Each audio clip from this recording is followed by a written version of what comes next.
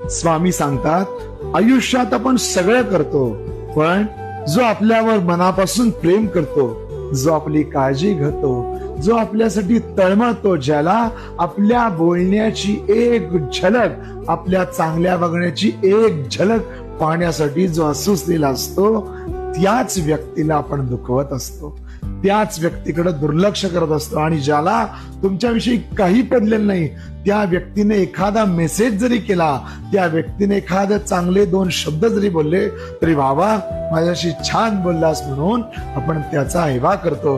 पण लक्षात घ्या मित्रांनो, आई वडील असतील, मित्र असतील, प्रियकर असतील, प्रियसी असतील, जे तुमच्यावर मनापासून जीवापाड प्रेम करतात त्यांना जपा, कारण सगळं मिळेल पण जीव लावणारी माणसं कधी मिळत नाहीत. जीव लावणारी माणसं कधीही मिळत नाहीत. श्री स्वामी समर्थ. स्वामी सांगतात,